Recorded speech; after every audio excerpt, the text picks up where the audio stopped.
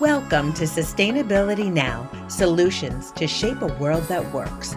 Designed for everyone interested in responsible stewardship of the planet, covering food, energy, housing, water, waste, health, economics, and consciousness. Welcome to your community, Sustainability Now, with your host, Mira Rubin. Welcome, everybody, to Sustainability Now, technologies and paradigms to shape a world that works. Today, I am delighted to introduce you to Chauncey St. who is the founder and executive director of Better Giving, a platform designed to empower nonprofits with free tools to fundraise, save, and invest. With a mission to simplify financial sustainability, Better Giving has helped over 180 nonprofits globally, raising more than $6 million in donations while reducing administrative burdens. Previously, Chauncey pioneered a blockchain-based fundraising platform that was called Angel Protocol. And Angel Protocol processed crypto donations and evolved into Better Giving's current one-stop solution.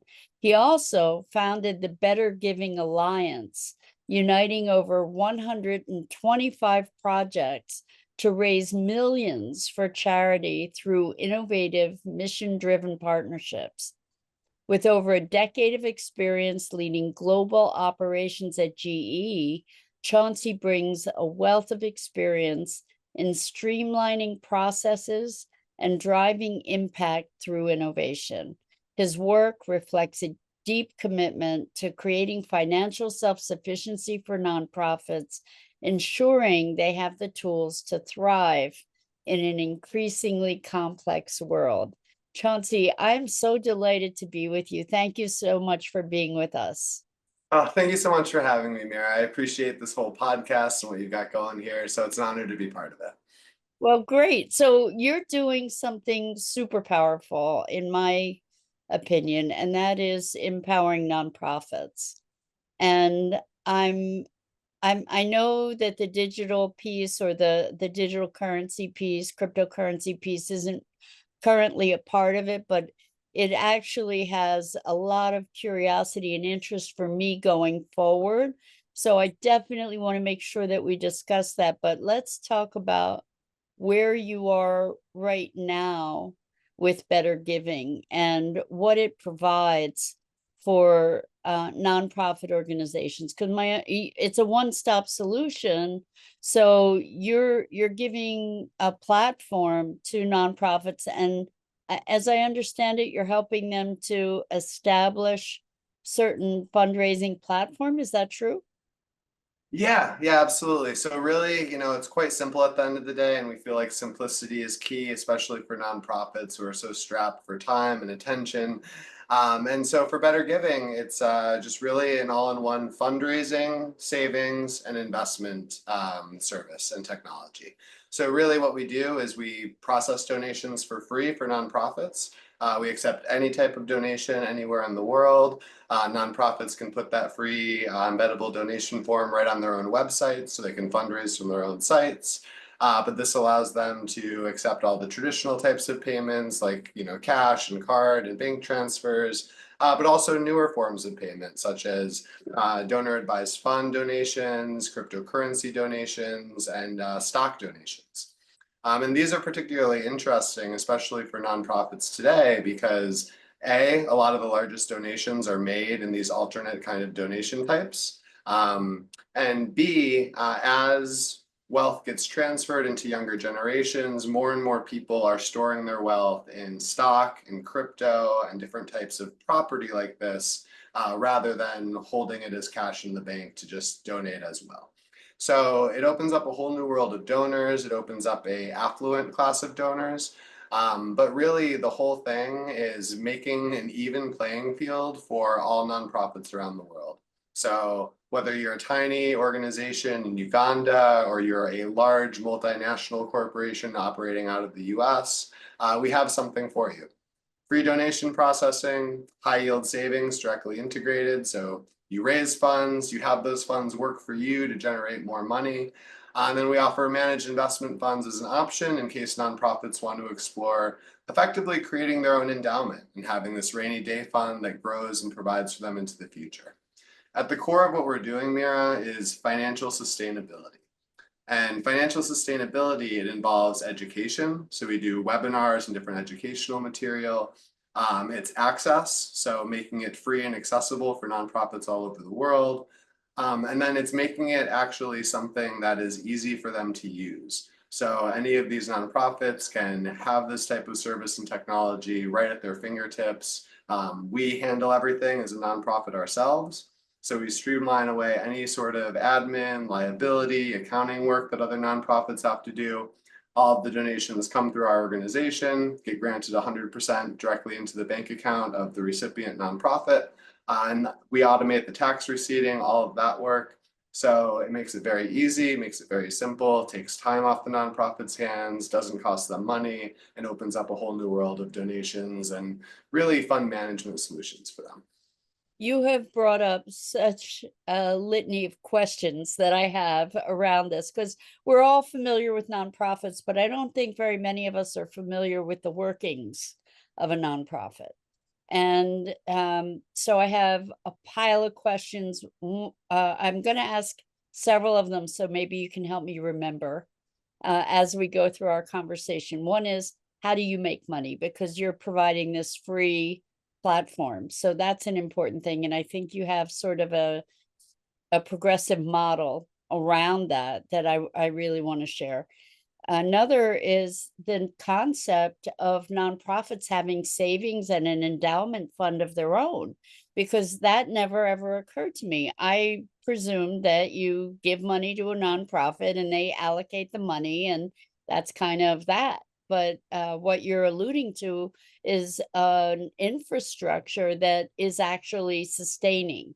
And so I want to explore that with you. And also, you said that you're able to receive these funds in a variety of different formats, whether it be stock or crypto or cash, credit.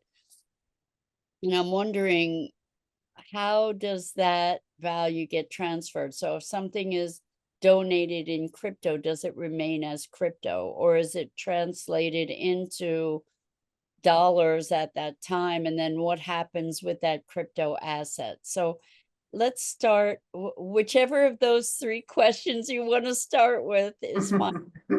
They're all excellent questions. And yeah, so first, just with the revenue model. So as you know, we are a nonprofit. We offer donation processing entirely for free. There's no platform costs, there's no setup fees. We want to make it, again, inclusive, equal opportunity, equal access for nonprofits all over the world. So where we do make our revenue, on the donation processing side, this is through a donor contribution model. So rather than assessing a flat platform fee, we leave it in the donor's hands. And we basically say during their donation checkout process, hi, we're Better Giving. We provide this service for free. If you'd like to help us keep it free, you can contribute. This would be above and beyond anything they're already donating to the nonprofit of their choice. But it allows us to kind of keep the lights on, keep operations running, while not enforcing anything mandatory on donors. If they want to tip us zero, they can tip us zero. So it's entirely up to them. But the great thing about the donor contributions, because we're a nonprofit ourselves, is that those contributions in themselves are also donations, are also tax deductible for the donors if that matters too. How did you arrive at that model? Because it sounds risky. Yeah, and honestly, it took some convincing of the team. So I brought this to them, and my whole thing is there's a lot of win-win type situations in the world, and one of our mantras at our company is win and help win. And we believe that in many cases, when you give people the opportunity to do good, they're going to do more good than if you mandate that they do good. And so in this way, it's kind of a weird psychological effect. You would think that you would make more money by forcing donors to pay a set platform fee. The reality is you can actually generate more revenue by asking donors to contribute what they want. A lot of them will opt out and choose not to contribute anything. But then a number of them will contribute much more than whatever flat, 1.5% or 3% kind of platform fee would have been. So in net, you actually make more money simply asking donors to decide what they want to give rather than deciding for them what they should give. I love what that says about humanity. I do too. I do too. Humanity is One of the beautiful, most Mira. hopeful, one of the most hopeful statements I've heard, that you've actually proven through your model. That's really quite remarkable. Thank you. Thank you. I mean, I firmly believe that people are inherently good, inherently want to do well. I mean, I think you see this, it's the small percentage of like the lawlessness that causes the sort of chaos, but the vast majority of people, they're just trying to get by in life. They're just trying to do good. They want to feel good too. They want to treat other people right. So but people are also like water, right? They're going to flow down the most convenient path.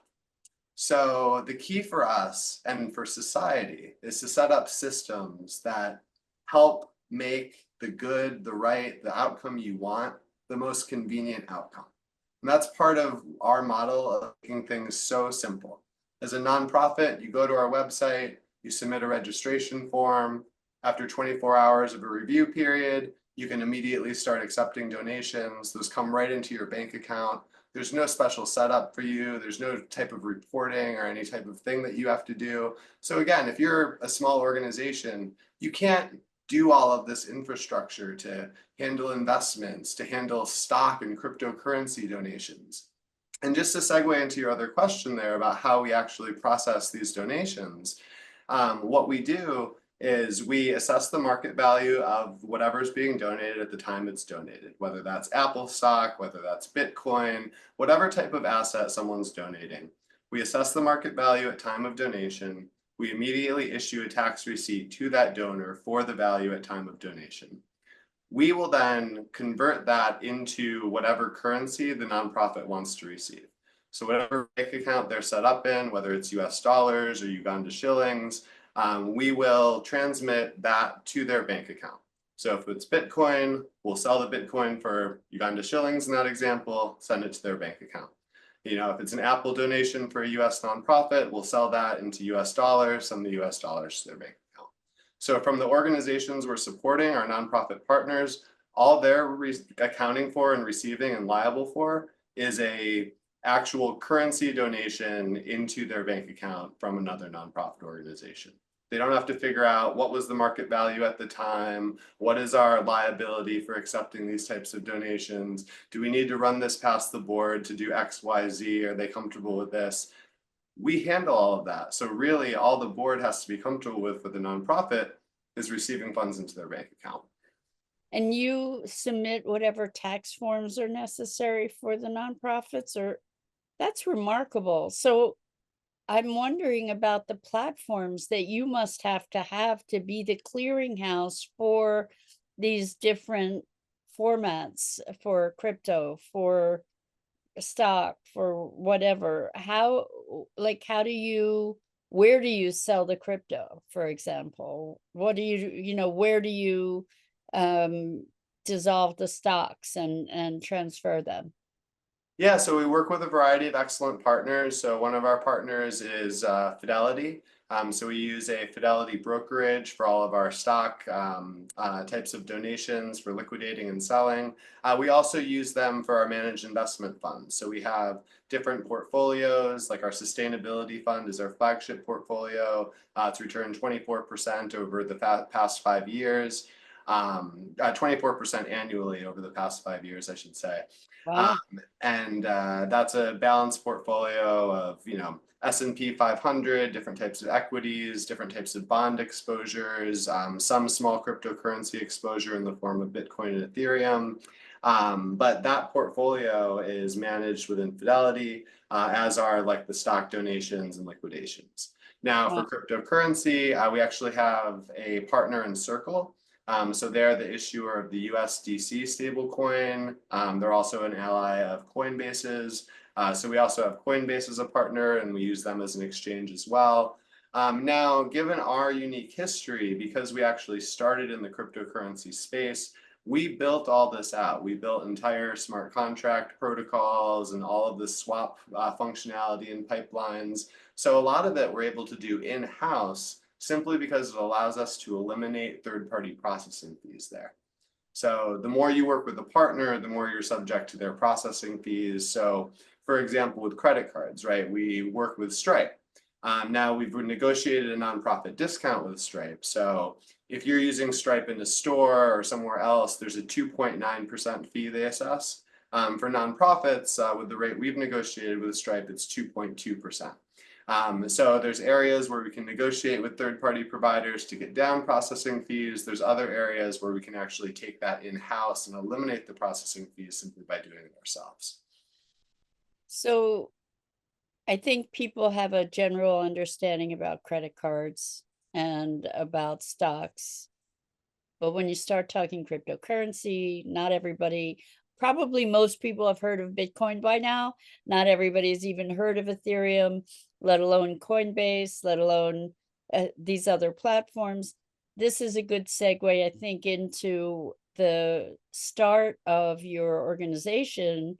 Was it angel giving or Angel Protocol originally, yes, and then Angel Giving for a short period before we ultimately landed at Better Giving. So I'd love to just take a quick foray into that, because I personally believe that cryptocurrency is the future. I think that there's a lot of misinformation or misperception out there about crypto. And I'd love to hear what your vision was when you started with crypto and what the obstacles were that you encountered and the challenge that made you migrate into your current model. Yeah, absolutely. Excellent question. So first of all, just with cryptocurrency and blockchain in general, I would say you're exactly right. There's a lot of misinformation. There's also a lot of accurate information people have heard about people losing a lot of money and this gambling and casino aspect of things. And I would encourage people to separate the concepts of cryptocurrency and especially like kind of what they've heard about how people trade and bet on it. And the dark web. Yes, right? yes. And the actual technology itself, which is really that blockchain technology.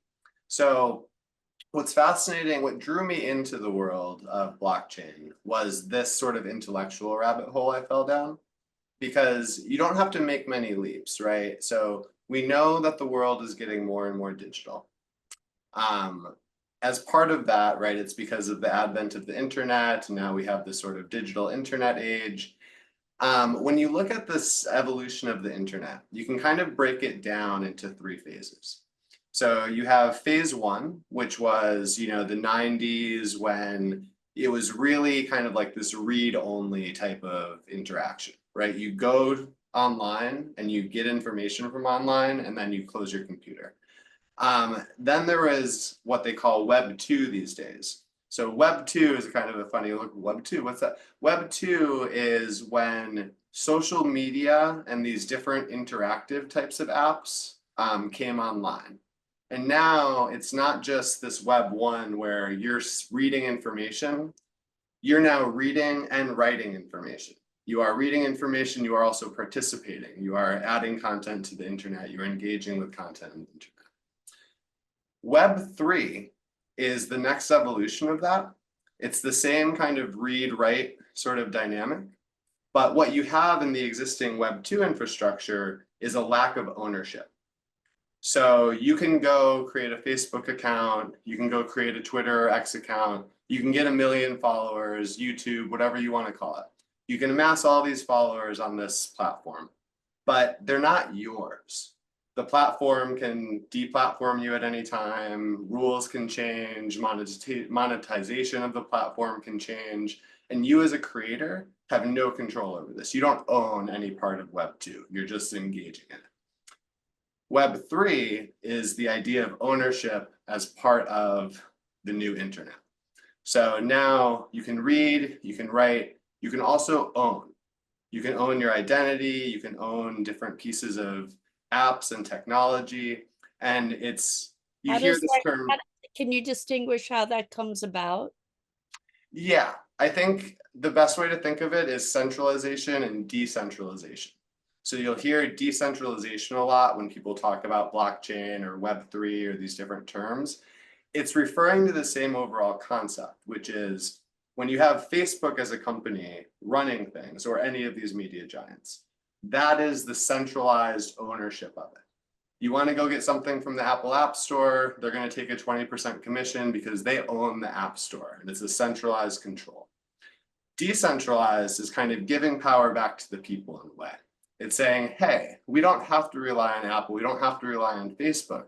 We have the technology now to make these apps in such a way that you, the people, can own them, that you can decentralize this identity and carry this reputation in different areas, that you can monetize your work yourself directly. And you see this through things like Substack and different types of blogs where content creators are coming off of certain platforms into ones that they can more personally, directly monetize. But in that example, Substack is still the boss at the end of the day. They're still the owner at the end of the day. So with Web3, with blockchain, it enables the internet with the sense of ownership. And blockchain technology is basically making this immutable internet, immutable, like unchanging, meaning the history is forever encoded and no one can go back in time and change that. When people talk about Bitcoin as digital gold, it's this concept of money on the internet that can actually be owned. So you don't own digital US dollars in your bank account when you look at your Chase or Bank of America statement, right? I think we do. Yeah. We think we do. So maybe you can clarify that distinction, because this notion that we don't own the money that we have is probably terrifying to people. So maybe you can clarify that a bit. Yes, and I should say, I'm not trying to claim you don't own your money. I'm trying to say you don't own it digitally online in the same way. Your bank balance is maintained by your bank. You can transfer funds between banks, but ultimately you're beholden to your bank. So take an example of Canada. Very liberal, progressive country. They had a situation a few years ago where there were protests around the country, and the government responded in a very interesting way of freezing people's bank accounts who were involved in these different protests. The truckers. Yes. I remember that. So you think you own your money, but if the government says, hey, bank, freeze that person's account, the bank's going to do that. So it's your money, but it's controlled by someone else. The bank owns the money at the time, right? You get it through them. And if they freeze it, then you have to go to the government. If the government's telling them to freeze it, what's your recourse? Now, that's a rather extreme example, but it's to highlight the point that ultimately you are entrusting your funds to a custodian. Someone else is custodying those funds for you, and you're saying, hey, I trust my bank's never failed me, I'm going to put my money there, and it's going to be okay. And throughout most of history, you're going to be correct. And then there's these moments in history where all of a sudden you're not. All of a sudden there's a bank run. All of a sudden there's some reset of global financial policy. Now, when your money is with a custodian, there's been examples of this, of the government confiscating gold, of telling citizens they can't privately hold it. Like, this is within our grandparents' generations, right? This isn't ancient history. So just really, I encourage people to think outside of their own lifespan experience, which is very hard for humans to do. But we're not that far removed from all of these different things if you didn't really control your money. Bitcoin, blockchain as a whole, empowers you to individually own funds that no one else custodies, that you don't require a bank, an institution, a government of any kind. You can take these funds, you can put them in cold storage, so to speak, which means they're still on the blockchain, but no one else can access them. It's just your funds, and you can transfer them peer-to-peer to anyone else in the world with an internet connection. Do just really briefly for those folks that aren't clear what blockchain is, because it's this concept is like, what is that? For those that don't know, maybe you could just give a little bit of a mini primer so people understand what it is. Yes. So blockchain is effectively so I'm going to try and avoid technical speak like a distributed ledger. But blockchain exists all over the world through computer servers and shared connections. And you can take any of those down as long as there's one computer running somewhere, then that blockchain, that code is preserved. And So, well, the word ledger I think is really helpful because yeah, think of it as a recorded transaction, yes. a digitally recorded transaction. Exactly, exactly. Blockchain provides the infrastructure to have a global agreement on what that transaction was, when it happened, what the value was in a decentralized way. So rather than the bank saying, hey, this transaction happened, Mira sent Chauncey $100 on this date. Instead of it just being in some bank system in their database somewhere in a centralized location, it is a distributed ledger. It is shared globally across everyone running Bitcoin nodes in this Bitcoin network. So And it's a you're network using created language, essentially. you're Yeah, using language that people probably don't get, but you can imagine all these interconnected computers and they're all connecting the same information there, so there's a redundancy about it, right? exactly. Yes, yes. And I'll step away from the technical speak for a moment just to speak a little bit more conceptually around things that people can understand. Because what everyone can understand is human coordination problems. What everyone can understand is the need for contracts, legal agreements that both parties sign that say, you know, this has to happen. If you don't do this, or if I don't do this, there will be XYZ consequences. These legal agreements that we have to create a sense of trust, right? So we've all lived in this world our whole life where that was the required infrastructure to establish trust between parties that don't necessarily know each other. What if I told you that with technology today, that's no longer required?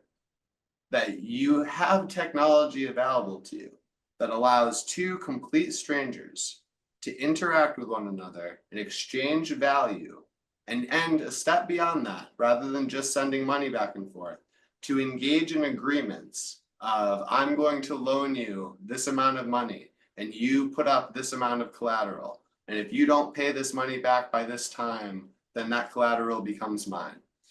There are all, you can set up all of this loan interest, like, and I'm talking financially, but it's really across the spectrum of any way that you would want to coordinate any kind of trust you want to establish between parties. You can code this online with blockchain in a way that was never before possible. And it becomes legally binding. Correct. Well, it becomes legally binding, yes. But in the best situations, you don't need any third party outside legal system, because the technology I'm talking about, it's described as smart contracts. And they're called smart contracts because they're decided by whatever you've coded into that contract. So as long as both sides are agreeing to abide by the computer code that dictates that contract, the computer code is going to determine what happens there.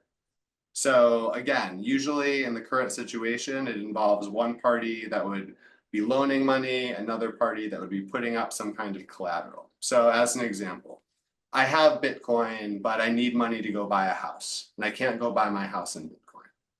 But what I can do is go to a decentralized finance protocol called DeFi. I can put up my Bitcoin as collateral, and I can get a loan on that Bitcoin from complete strangers all over the world who are willing to put up money and get interest. And so I'll say, I'm going to put up a Bitcoin, I'm going to borrow $20,000, and I'm going to pay 10% interest over 6 months. And if I don't pay that loan back with 20% interest in 6 months, my Bitcoin is confiscated by the other party, effectively. all of this is decided without a legal system, without the government violence layer, as I call it. People don't often think of the government this way, but ultimately why law and order works is because we, the citizens, aren't vigilantes. We don't go around hurting each other with weapons. We delegate that responsibility to the government. The government has the weapons. The government is the violence layer. If something really goes wrong and you're not doing right with society and the rules that have been dictated, the violence layer comes in. You go to jail or worse, whatever happens, but you don't need the government and you don't need all of this like legal structure. You just need to encode the actual rules in a contract that people from different parts of the world can engage with at their will. Such a mouthful. It's so much. We've gone down a rabbit hole, Mira. I'm sorry. Yeah, we did, and I'm really grateful for it. And I'm going to leave it mostly as a teaser for folks to hopefully it triggered a little bit of a deeper understanding of why to investigate blockchain, why to look into it, what some of the advantages are, and the power of it is, and the appeal of it is. Because I think what you were just speaking about helped to dispel some of the confusion around it and open up new questions for folks. So I really appreciate that. Now, given that you had that entree into blockchain, what happened that this model for blockchain giving charity didn't work? What happened? So frankly, I think we were just too early. I mean, what really drew me in and where I would land that blockchain conversation is the sheer power of leveling the playing field that it represents. Right. Like we have so many benefits in developed countries of how developed our legal structure and government and all the finance opportunities and everything available to us are.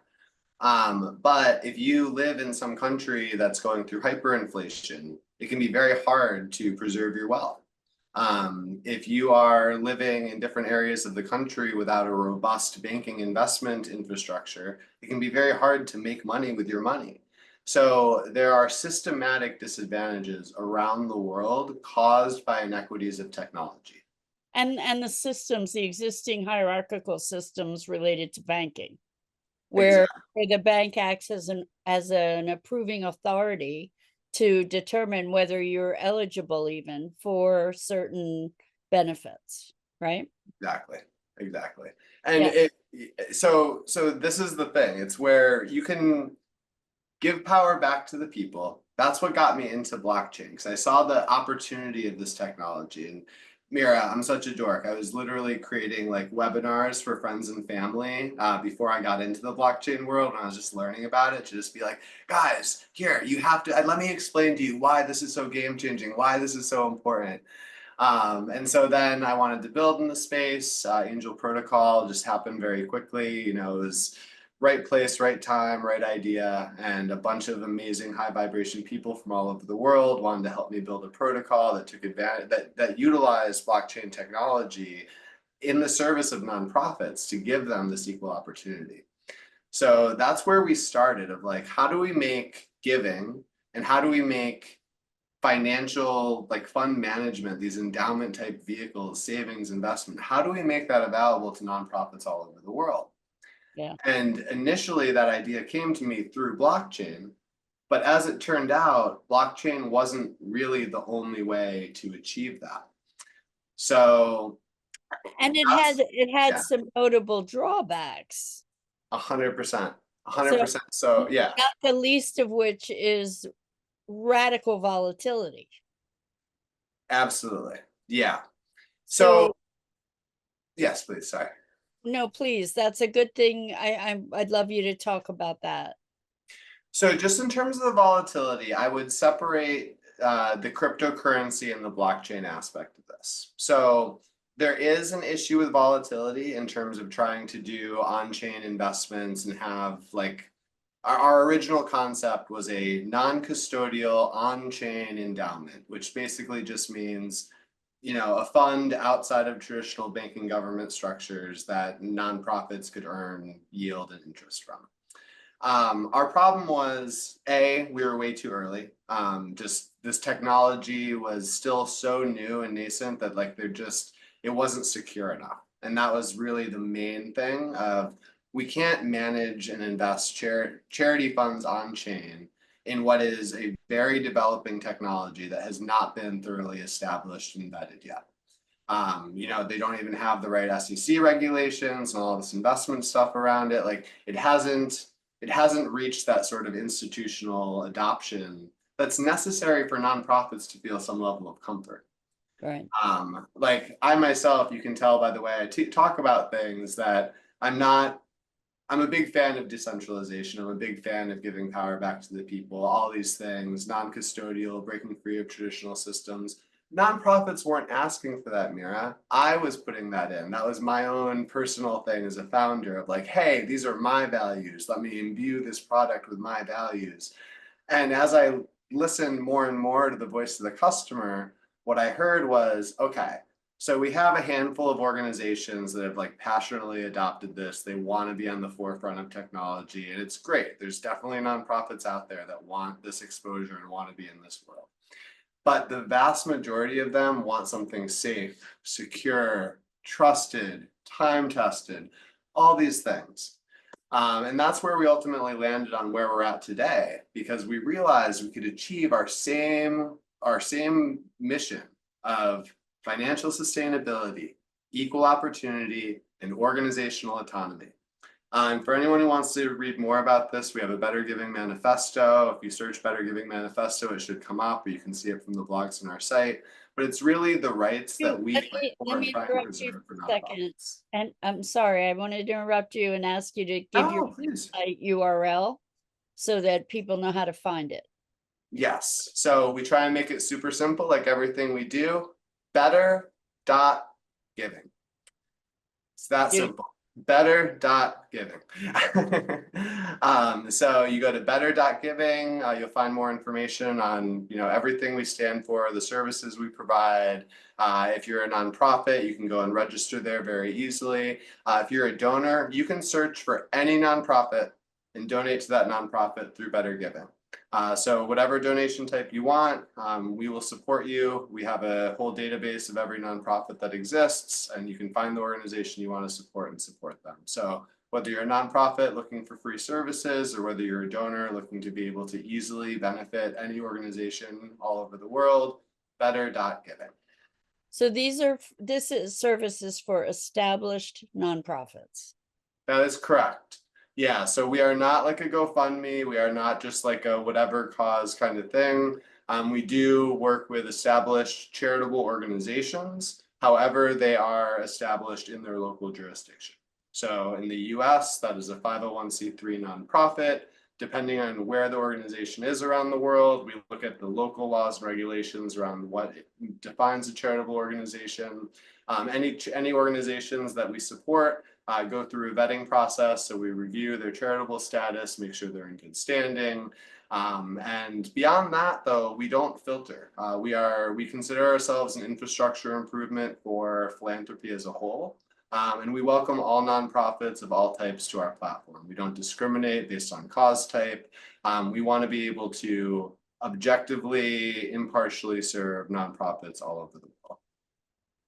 Beautiful. So let's talk about the savings, because is this something that is revolutionary? Is it just something that I really it exists and I had no clue? I consider it revolutionary. I really do.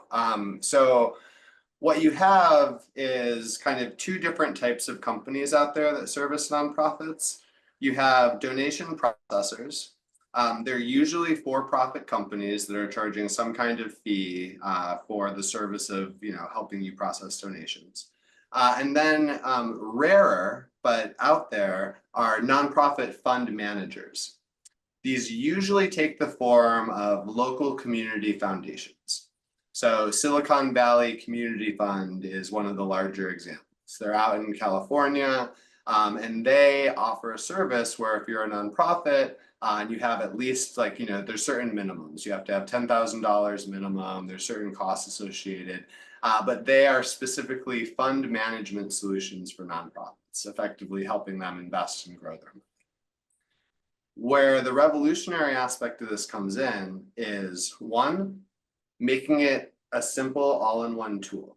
So there's nothing out there that I have found in extensive benchmarking. And if anyone hears this and knows of a company, please DM me, let me know, because I would love to find out. I have never seen a company that combines donation processing with the actual savings and investment function.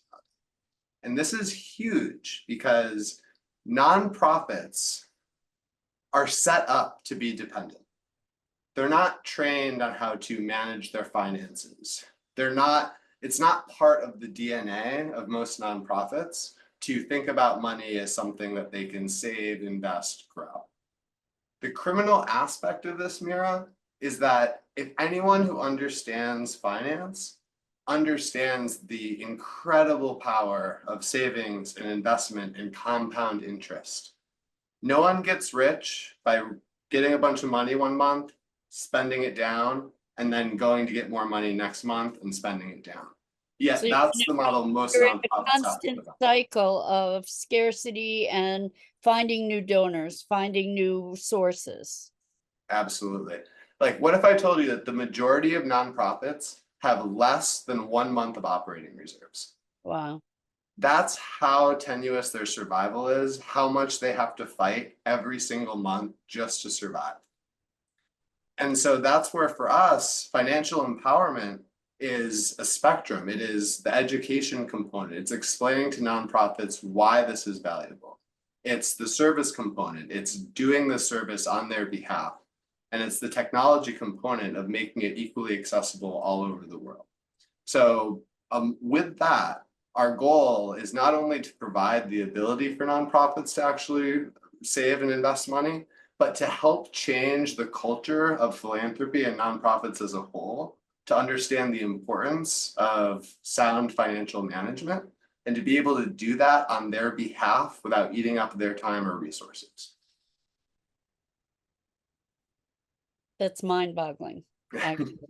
I mean, Thank you. and to recognize that that is such a critical piece that's been missing for so many nonprofits, because they're constantly in a cycle of fundraising. To be able to grant them a pathway to greater financial stability is a game changer. Absolutely. Absolutely. And it requires that change in mindset, because we work with organizations that pull in, they do about $20 million in annual revenue. And I'll ask them, like, well, what do you do with your cash reserves? They're like, oh, we have it in a Chase account. It's like, you have months worth of runway sitting in a bank account earning less than 0.1% interest, because it's just ridiculous. You can't save money in a bank. So for them, our high yield savings account, Mira, there's no market risk. It's just 4 to 5% interest on their funds using US Treasury yield, the safest yield there is. So it's not like YOLOing your money into the stock market and hoping for the best. It's 4 to 5% interest they get for free that they just don't have access to and don't have the wherewithal to it's not, again, part of their day-to-day. It's not part of what they're thinking on and focusing on. So for us to say, not only is this possible, but it's not, hey, this is possible, now go figure it out. It's, hey, this is possible. Accept donations, grow them in your account. Whenever you want them, we'll grant them out to you. And that's how it works. Like, we really strongly believe in organizational autonomy. We don't believe that, this paternalistic model of philanthropy is in the best interest, because you see this power struggle between donors and nonprofits. You see, things like donor advised funds, where donors amass all this money and then they decide when it's used. You see all these restricted grants where a nonprofit will receive funds, but they're restricted to do exactly specifically what the funder wants them to do, which really just makes the nonprofits vehicles of whoever is funneling money to them. And so by giving organizations operational autonomy, it's all part and parcel. Financial self-sufficiency leads to this organizational autonomy. If you can supply your own funding simply from having the money you've already raised work for you, then you're not as reliant on outside influence and potentially corrupting your mission or compromising your mission in some sort of way. But apologies, just to bring that back to the whole savings investment piece, the way we live out that value is we give nonprofits full decision over how they want their donations to be allocated. So basically there's 3 buckets for donations coming in within a given month. At the end of the month, they can have those 1, granted out to their bank account, 2, put into their high yield savings account, or 3, put into their managed investment fund, which is invested in the market, and that's the market risk, but 24% return. At any point, they can reallocate between these buckets. At any point, they can request any of those funds granted out to them, and we will do so. It's so simple, so obvious. You would think it's so obvious, and yet it's a game changer. It's revolutionary. I just want to commend you and thank you for creating this opportunity for nonprofits of any size. That's remarkable. Thank you, Mara. It's been a long, arduous, and also very rewarding 4 years, because I would love to say that, you know, this is how the thought originally came in my head and it was this simple and profound the whole time, but it's been a battle. You know, it's like any product. You come out with the idea and then you iterate and you iterate and you iterate. And I feel like we found the simplicity on the other side of complexity. You know, there's a lot of ways to try going about what we're doing, but I think we've landed at the most elegant one. You know, it's really boils down to the simplicity. Yeah, 100% elegant. So do you envision at some point going back into the crypto model at all, or incorporating that in a greater degree? I do. I think that if and when that happens, it will probably be kind of a spin-off of what Better Giving has become. I think Better Giving is, and I think that we've landed on something very powerful. And so I want to keep that going and just let that exist as it is. Now I'm really proud of what we did on the blockchain side though, because everything I talked about with smart contracts and all of that, it lets you create really elegant incentive alignments. So we had a whole thing, and I won't get into all the specifics, but basically it was a protocol for donors and nonprofits where they would both share in the benefits of fundraising, and it would help incentivize donors to become fundraisers for nonprofits. It would help incentivize nonprofits to be more transparent with their donors without going into this nefarious surveillance philanthropy kind of thing. But again, while respecting organizational autonomy and also the importance of transparency.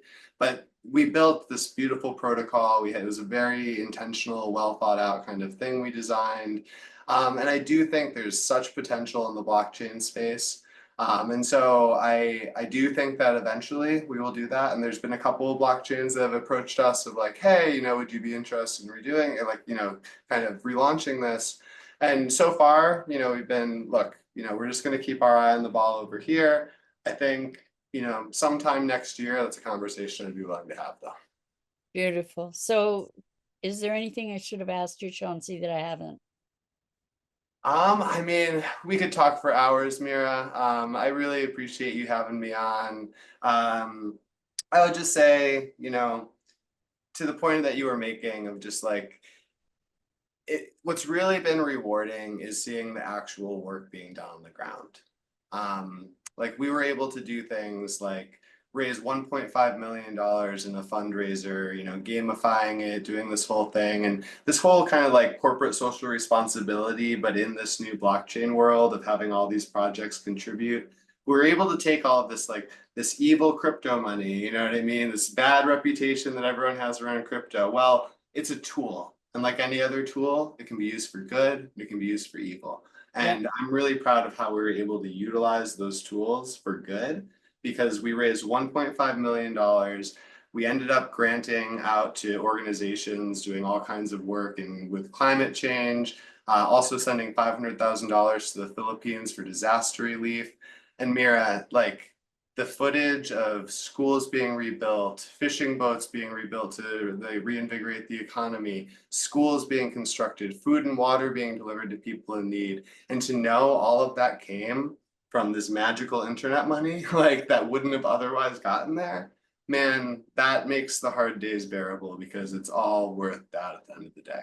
That's amazing. And it occurs to me, and we really don't have much more time, but it occurs to me that we didn't even talk about the Better Giving Alliance of all these different charitable organizations that you Yes. assembled. So is there a specific website where people can learn more about Better Giving Alliance?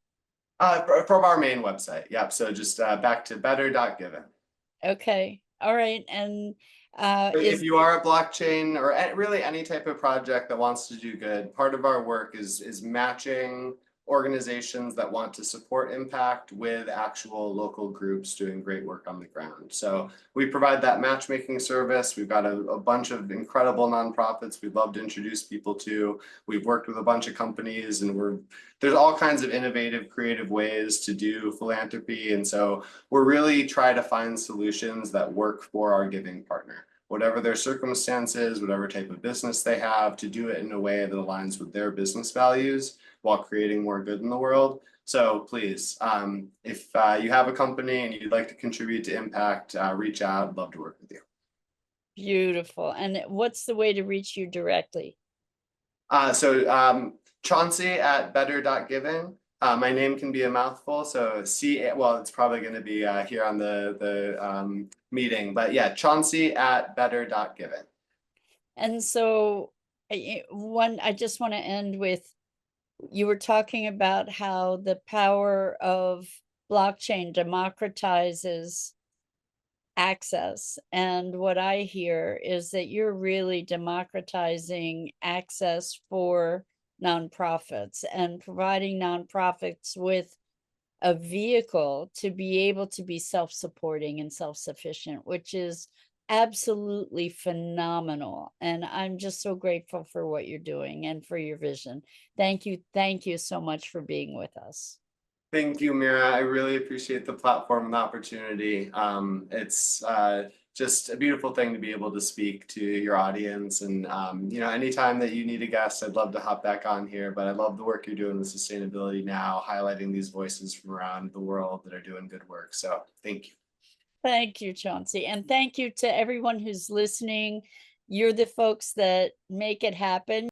That's it for today. I want to thank not only you, our listeners, but my partner in crime here at Sustainability Now, Scott Billy, who is also our producer. And until next time, love the world around you, and together we can save the world. Thank you for listening to Sustainability Now.